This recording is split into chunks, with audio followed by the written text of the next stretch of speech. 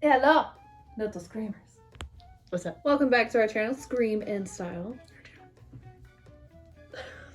We're not starting this again. I am Knuckle. This is Layla. Also known as Jules. What's up? So on this channel, Scream in Style, we go over all horror and we like to create looks from whatever horror that we are talking about. And today's movie is Cabin in the Woods. Woo! Yeah. So today we're going to be reviewing a quick review. It's nothing in depth. We're not going to go deep. We're some surface level bitches that are going to just tell if we liked it or not. We're going to tell you some fun facts. And we're going to create a look for you. Yay. So, sit back, get a snacky snack if you like. Grab a drink. And enjoy. Here we go.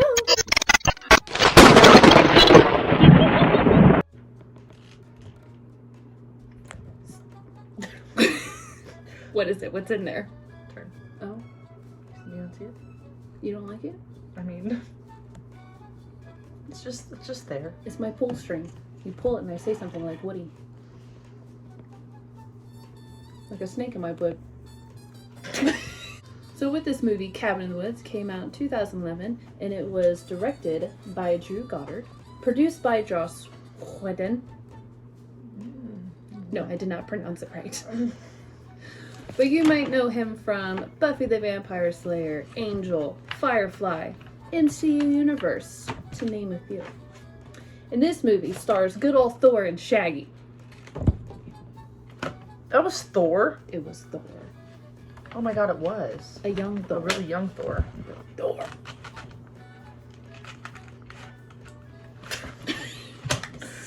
Having a hard time. I don't even need these big ones. I'm gonna do it. Proceed. Proceed.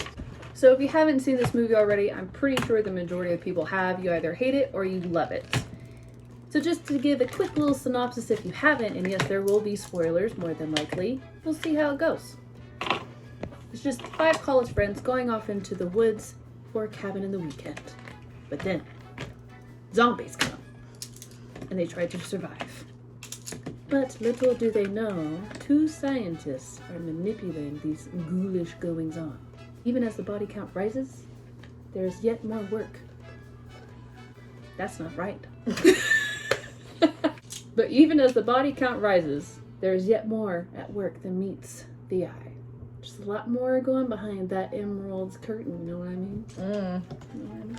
I know what you mean. We have a wizard, Harry. I do. That was what? You just mixed Harry Potter and Wizard of Oz all in one right there, and that was a lot. Nice. It was nice. That was a lot. So now let me entice you with some horror facts you may or may have not known about this little gem of a movie. Are you ready for some fun facts? Fun facts. Number 1. So for the opening scene, they wrote this so it would confuse the audiences. We're already starting. She already has not been able to talk today, so just bear with us here. Bear with me here. This was one of Josh's favorite scenes because they wanted people to think that when they sat down, that they thought they sat down for the wrong movie. But they had to convince the studio that the audience would end up walking out in order to even put this scene into motion. Okay. Can I have a pointer? I can't think without my pointer. I don't know. It's okay, you'll figure it out. You always do. I haven't face painted in a long time. Or painted anything for that matter, so. But we did get new paints. She took hers with her when she left me, so I needed a new one. I got that in a divorce. It was rightfully mine. In the divorce. That's what it feels like. No. I left her everything else though, so don't let your love from me in there. Anyway. You did not leave me with anything but a broken heart. Alright, Hallmark movie. Fun facts number 2. So this was written in 2009 in a single weekend. They shacked themselves up, holed themselves up in a hotel room, and they came out with the first draft afterwards. Wow. And this story was actually inspired by Drew Goddard's hometown of Los Alamos. He stated the whole town exists because it's a government lab that designs weapons. And that's the only reason the town exists. So in the end, him and the production team ended up using images from Los Alamos during the 1950s to craft the set along with some costumes. That's a a lot more pink than I thought it was. Oh, hi. How you doing? Red. I thought it was going to be dark brown, but apparently Juliet does not know her colors today. Oh, that color is very deceiving. It is! I thought it was a dark brown. Stupid ass shit. Anyways, proceed. Fun fact number 3 for you. Heather Langenkamp, aka... Look, you gotta go with the wrong pronunciations with me. If not, we're not gonna be friends. aka Nancy from Nightmare on Elm Street. Okay. Did the special effects makeup. Oh, that was nifty. Didn't know that. Her and her husband actually worked on this movie through their company of AFX Studios. Yes. There's another special effects guy, David something. I'll mention him later. But the important thing is Nancy. She's the only thing that matters. Nancy. Fun fact number 4. So you remember whenever the slut of the stereotype went to go make out with the wolf? Yes. As a truth or dare? That was the gross part of the movie. It was disturbing. Anyways, proceed. To help her out with the makeout scene, they actually put powdered sugar over the tongue so it can be somewhat enjoyable. That's nice. It's like a hard, stale funnel cake. Ew. Yeah, apparently the tongue was detachable. Ew. I know, I for some reason... Why is that even a fact? Why did we need to know that? But I don't know why. It's not like they used it for anything, unless we know it. But just knowing that the tongue is detachable, for some reason, it's just like, Trust the process. Trust the process. You got this. I believe in you. I believe in a thing called love. Fun fact number 5. Joss and Drew saw this movie as like a loving hate letter to the horror genre. They wanted to see how far they could take it while still having fun, but also it was like a serious critique of the genre that they loved, because in their eyes they felt like it had descended into a void of senseless torture with just some stupid, dumbass characters created for the sole purpose to be killed in horrific ways. I mean, You know. kind of. That's the actual synopsis of the movie right there. That tells you how I feel. I realized the slasher film drama, like, Jesus Christ almighty. The pointer isn't helping. I think it's making it worse. Oh, shit. I need a better pointer. Okay. Square pointer. I need the power to enunciate. I feel it. Okay, here we are. But they described the script as an attempt to revitalize the slasher film genre, like how Wes Craven did with Scream. Fun fact number 6. Not There we are. 7. There we are. We're learning our numbers today. I need Count Dracula. So apparently the Breakfast Club helped shape the script as Drew watched the movie, and it aided him to understand the non-teen's perspective and moral complexity of the movie, such as, we can relate to a group of people not wanting to die, but if Always. they don't die, the world goes to hell, and everybody dies.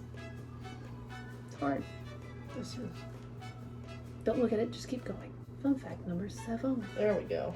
So actually, The Merman was at the top of test audiences for the reasons for liking this film. I forgot about the Merman Man until you just said something just now. Really? Yeah. He didn't make an impression on you? He didn't.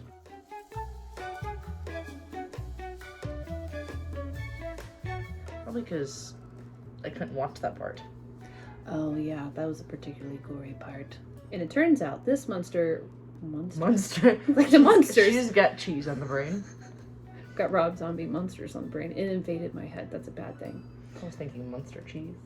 Oh, Yeah. I want monster cheese. Anyway, this monster was the most challenging according to effects designer David Leroy Anderson. He went on to say, I think we did more renditions of that character than any other character. Wow. Yeah. We kept missing our cutoff deadlines. We just kept struggling to get the final approval. Yikes. So, would you change anything about the Merman? I don't think I would change anything about him. I'd like to see though what like previous like ideas of him looked like though. Like Yeah. what they all.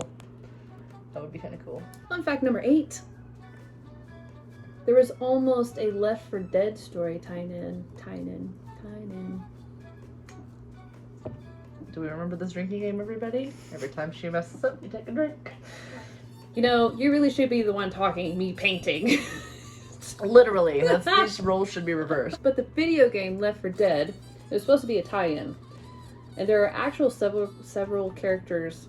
I want to kill myself by Egyptian standards. Go through the nose, take out my brain, and fix it. Holy shit. It's okay. Take us away. That had nose boogers on it. You know? I hate you. Like I was saying, there are several characters from the video game briefly featured in the movie, but it was all scrapped due to money issues. Because good old MGM went bankrupt. No money. No moolah for you. On to fun fact number 9. The final dialogue exchange is a nod to Aliens, if you didn't catch that reference. What? You ever seen Aliens? Oh no, see, I'm not. I would have been very, very surprised if you've seen Aliens, actually. Rude. I've seen things. And Drew noted the scene between Marty and Dana was the best written scene he'd ever watched.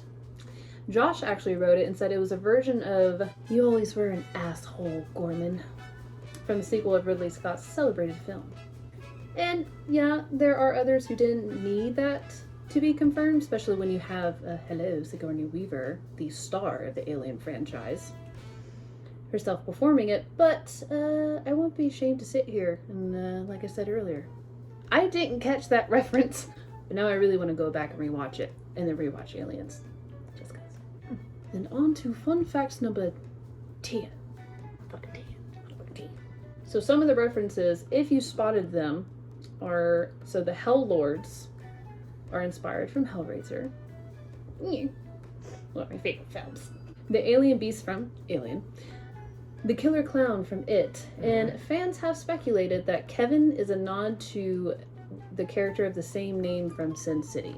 I don't know Sin City that well to even know Kevin. I couldn't even tell you 2 out of the 75 monsters at the end there. So I mean, I got the clown. I mean, that was cool. And that, yeah, I can see that looks like it. But other than that, I mean, not very many of them stand out. The one dude reminded me of Quan Chi off of Mortal Kombat. But Oh yeah. he wasn't a reference. Damn it. No, he Pissed. wasn't. There was actually a big cat in there too. What? Yeah. I didn't see it on the film, but whenever I was researching this, I was like, there's also a big giant cat. Huh. So if you want to get shoved and knocked off tables and cuddled with in a Sure violent, can. gory way. Yeah, you know, he's your guy. And also, along with the title being a nod to the Evil Dead, Wyndon Joss. But he also threw in the mutant creatures from his Firefly show, The Reavers, if you ever seen Firefly. Like, you know, I've learned not to look at it in the camera. Don't ever look at it in the camera. That's so bad. I don't even know. Okay, you know what? We're just not going to focus on it. You just focus on that, dearie. Oh my god. But I got a bonus fact for you. Yes.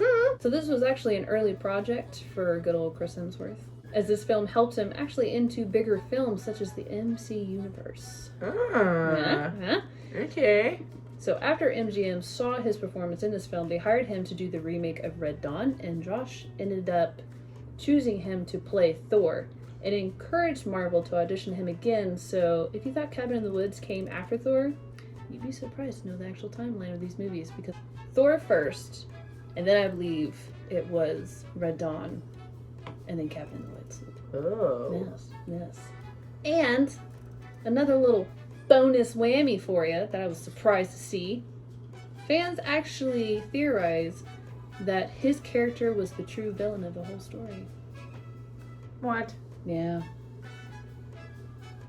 What? Yeah. No. Yes. No. Yes. The jock? Mm-hmm. They think he was the villain. Yeah. I mean, he was a dick, but I don't think he was a villain. So to briefly go over this, real quick, one of the key points, or one of the pieces of evidence, I should say. So, you know how he said, my cousin is the one who got this cabin? I do remember that now.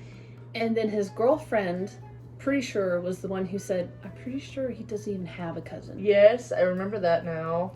But there is so much to this theory that you need a whole video in itself to really explain. So this whole rabbit hole, I'm very happy to direct you to it, and you can go find out for yourself. Yeah, we're not going Go down dive that. in. I'm not going down that rabbit hole today. But the brief time that I read it real quick, it actually makes sense. Yeah, I mean, I can see it. How's it going? I really don't know what I'm doing. I look like I've got a black eye over here, so it's fine. It's totally fine. I've got 2 paintbrushes. So that concludes our little fun facts we found for you. Hope you learned something new. If not, hopefully there was a good little reminder entertaining for you. So now we'll go on to tell you what we thought about the movie. Oh, would you like to go first? No, because I don't know what my notes are. So, give me a second. I'll go first. Okay. So I saw this movie shortly around the time when it actually came out years ago, but I couldn't remember. It's been years, so I really wanted to rewatch it, and she's never seen it, so it's the perfect time. So this movie for me is one of my favorites, and it is a comfort movie. Oh. You can just put it on, and I love it. A comfort movie? Yeah, it's like a comfort movie. I kind of look like Iron Man right now. Like some burnt toast. But a very cute burnt toast. Make all the burnt toast go bing right out the toaster with some jam. Contour jam, but Contour jam, literally. What is happening? This is not something that I would pop on and, you know, just feel comfortable watching because, you know, of all the murders, does not make me feel comfy whatsoever. I'm not gonna spend any time in a cabin in the woods ever again. It's all good. You mean after watching Evil Dead and this movie, you'll never want to go to a cabin I know, again? literally, both of them. I liked it. Let me say that. I did like it. It was not a movie that I thought was bad whatsoever. I liked the plot. I liked how it was a very big twist. Because, you know, you just expect it whenever you hear, like, a cabin in the woods, you think typical scary movie.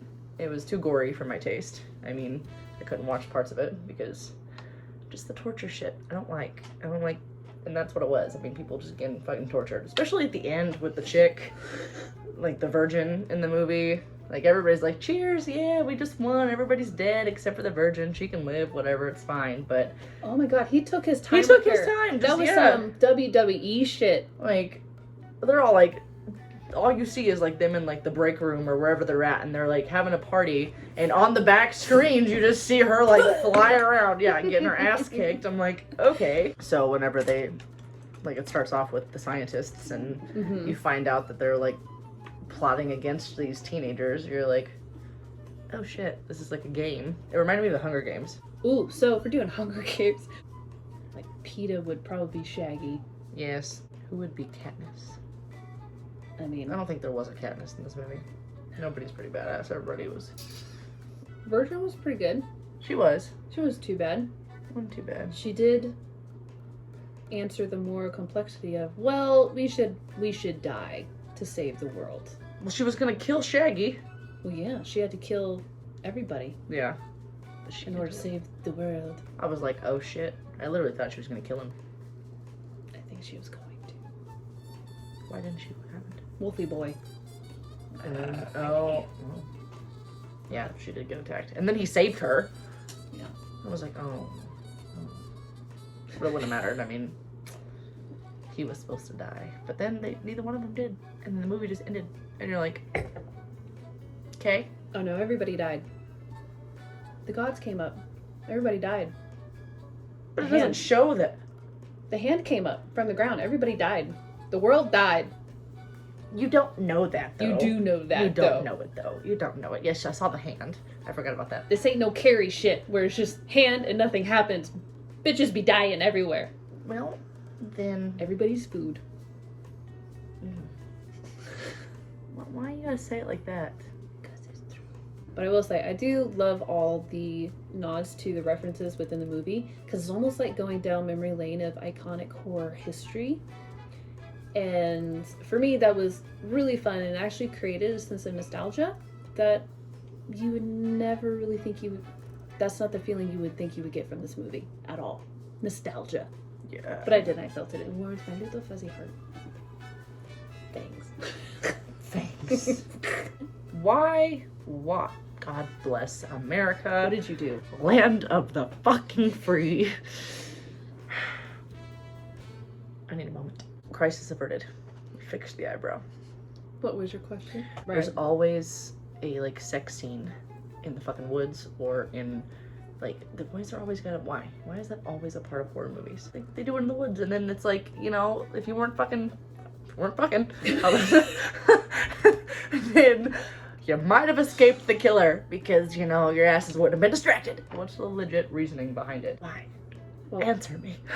Sex sells, and, you know, the history of exploitation of women throughout films has been very, very heavy throughout the decades, so there's that too.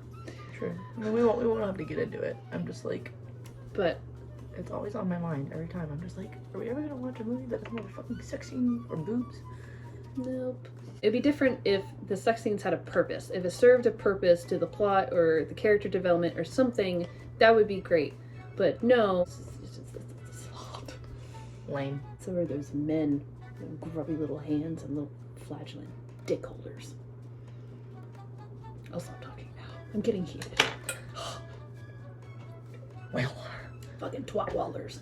But for the most part and overall, I really don't have any complaints about the cinematography, the writing, the acting. I thought it was all great. I thought it was fantastic. I'm pissed that the scholar, I liked him, and I was very upset whenever he died. Like, very upset, because, you know, they're in the camper. I knew they weren't going to get out anyways because of that barricade that was at the end of the, like, the tunnel. Yeah. But I was very upset that he had to die that way. Like, just fucking knife through the throat. Ready? Yes. I was so upset. I was so upset because I wanted them to, like, you know, get together and live happily ever after, but that's a Hallmark movie. We're in the wrong genre. One of these days we're gonna do a video. Oh God. Like, that's nothing horror related. I do that all the time. Mm-hmm. Since when? I think our most, like, semi-non-horror was Krampus. Because it was partially Christmas. I watched Purple Hearts the other day. And if that ain't some sappy Hallmark. How'd you like it? Eh. Yeah. I mean, I didn't like it either. But as you can tell, the numerous times I've said that I've been calling him Shaggy, not his actual name or the character in the movie. He's the full stereotype. But honestly, without a doubt, if the fantastic Matthew didn't play Shaggy in the Scooby-Doo film, Fran Kranz, the one who plays the Fool, would without a doubt be, I think, perfect for the role. Oh, for sure. Yeah. I thought that was odd. Like, not the Fool, but, like, how it was, like, this, like, whole, like, religious sacrifice shit. Like, it was just, they had all 5 of them, virgin, whore, athlete, fool, scholar. Like, did they have, I'm curious, it never explained this, but I know they had it going on in other countries, but did they have those set 5 in every country? I have more questions that the movie didn't answer, and so it leaves me like, I need, like, a sequel or, like, a backstory as to what else went on, you know? Maybe each country had a perimeter they were assigned to. Could have. You know what I mean? The U.S. does the stereotypical horror bullshit. And so, like, was it up to the U.S. to kill everybody in their, like, scenario? Because they needed one. They have all the countries because out of the odds, at least one would come out victorious. So they just needed one. Oh, okay. Yeah. What else you got? Well, I really liked how this movie was a great mashup of old cliches and tropes, and what Drew and Josh did was they created a great original twist by blending all this stuff in together, and they came up with a delicious smoothie. A delicious smoothie. I don't sprinkled in with some, like, surprising little ingredients. They like, ooh, this is nice. I'm not a fan of your like, metaphors that you got going on over there. Why? Because you're hungry? No, I'm thinking blended, and I'm thinking, like, blood and guts from the movie and delicious. It just doesn't work for me. Delicious. I look like Mufasa. Or Scar with the eyebrows. I'm about to put you on Broadway and slap a mane around your neck. Yes. It's fine. I'll be Zazu. I love Zazu. Oh, fudge. However, with this film, though, I do understand, because this is a film you either love or you hate, from what I've come to find when researching a little bit about this.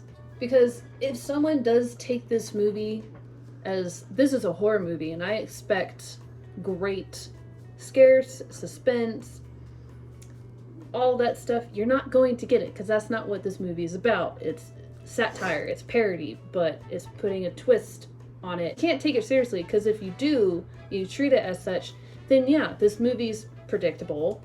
It's kind of shit. It was kind of fucked up. Like the whole scenario of the scientist betting who's gonna die first and all of that. Like I thought that was, I mean, I get it. That was just the way it was. But I was like, what the fuck? And the one dude, what's the word? He wasn't he like trying to get a job there? Hire. Yes. Yeah, he was and a new he hire was in like security. he was not okay with what was going on, and that's kind of how I felt through the entire movie. I mean, I get it. The world doesn't need to end, and we need to sacrifice these people, but we got to do it this way. Well, I mean, if you got some cracking gods underneath you, I guess True. you do anything to appease. True. It kept taking like just a lot of turns. Like, Yeah. you know, you think that they're just zombies, and then they get stuck in like the facility where all the monsters, and I'm like, oh, okay, Cobra, ballerina, fucking mermaid man, yeah, like what? Werewolf, like what? Like, Ooh, speaking of monsters, do you have a favorite monster out of all that? Or do you have a top 3? ooh, well, yeah, I'm gonna go with probably my top one would be, I don't even know what he is. He had the one with looked like saws in his head, right? I think so, and he had like a he remind me of Hellraiser. What's your other 2? I liked the Cobra. Yeah. The big ass Cobra. He was cool.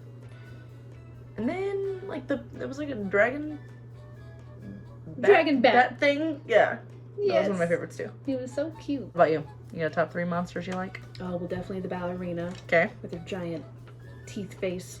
Teeth face. Teeth Love it. face. Love that.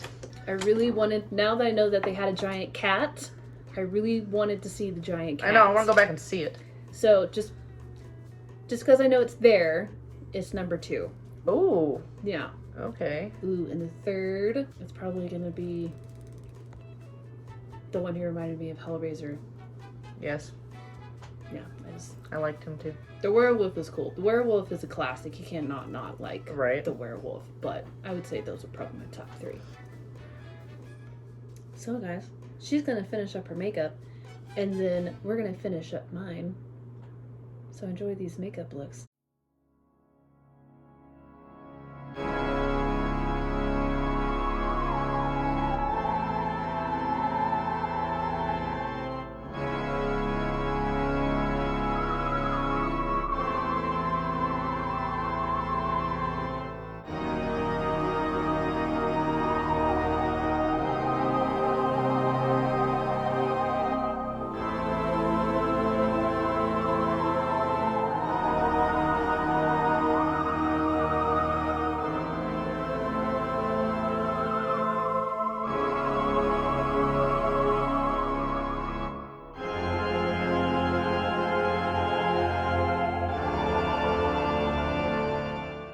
So, little screamers, we have made it to our final looks.